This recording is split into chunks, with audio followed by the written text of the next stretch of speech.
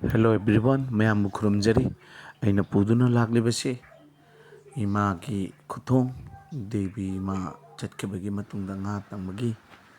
adugi blog ni aina kg ani lumba row si khaibok amani aina siga khuyum ani janaraga aina nga se thau se salle khan salle mustard oil hairaga adoga aina nga se kan deep fry tawgani bana takpiba mongda aina thongjabani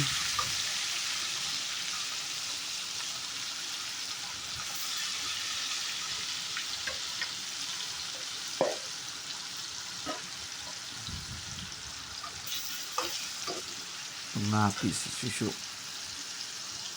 achauba amani khak yauraga ategi yamna chauba piece nate alu mapum ani tomato ani tilaw ama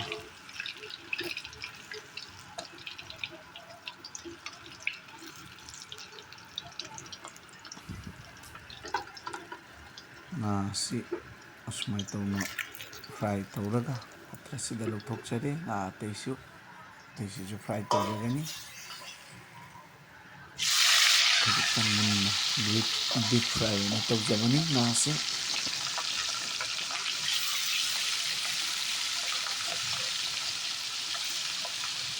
karani si isana thongba kuthong update tawba ngamjadre igano ngakpigani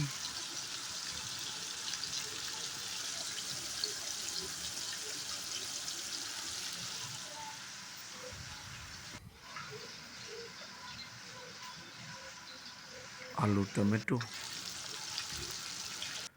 tilo sumaina kaya sigana maroi ahum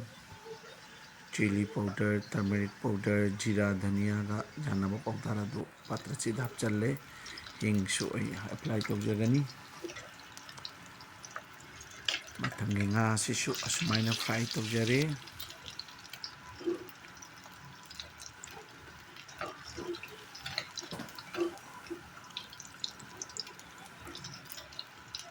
nga si deep fry tawjare alegadi nga si deep fry tawjaron ase khairap tang fry tawraga ingana takuma matungina asida ai methi tilo hapchalani ase ngagi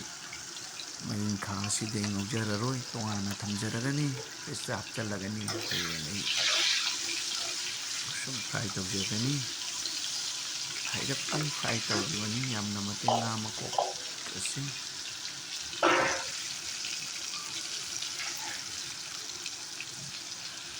asida tilo hapchanjare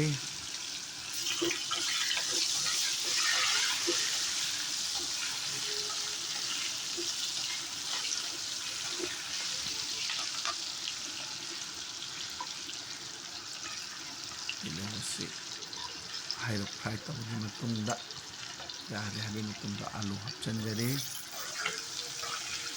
alu si minit marimo fry tawrabagi matungda punna ay asida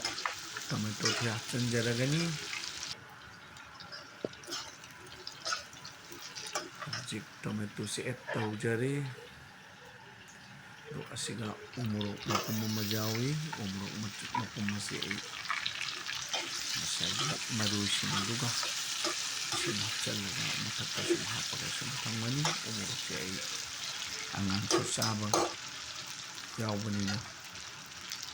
abadi umurok si sumapumani sumatangmani ayna horin saan chanmani dina umurok si chajagani asiga dinitayga daw siga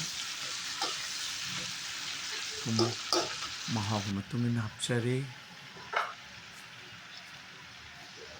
ising khara hapchalaga marinate tawraga asaba ising hapcharibase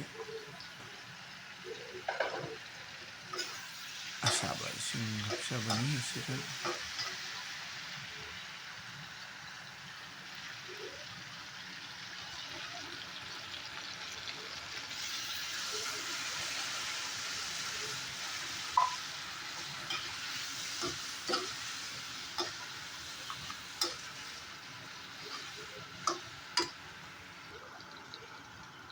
minute marimuk hingsu apply tawjari hujik minute marimuk leibagi matungda ai asida ising hapchanjaragani mahausagi matungina amasung hujik mathau taba thongbada hapadaba fry tawraba fish singdo nga sing ado add tawjari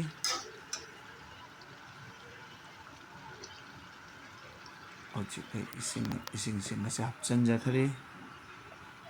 mong asumna oire umuruk asi sum tauna leiriba asini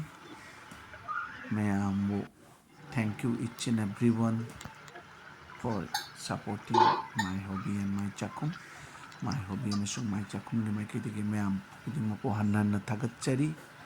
mayamgi support kidamakta amasung ai atop anau vlog mongda una lakchanabagi honajage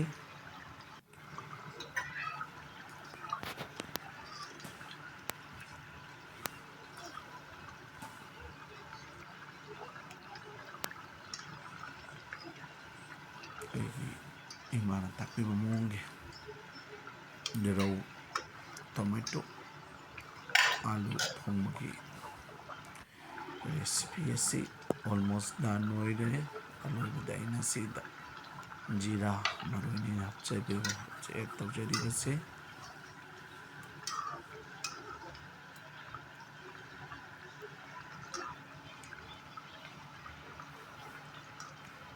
mayambu hanna thagatchari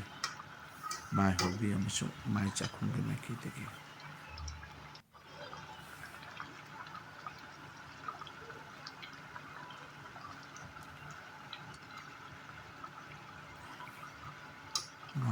gi piece ase yamna chauna kakpa piece mate yamna chauna katang pitna kakpasina ngaubadasu munba heli now it's done thank you each and everyone ai hojik patra sida hapchanjaragani mayamna aigi channel asibu yengbibagidamata hanna thagatchari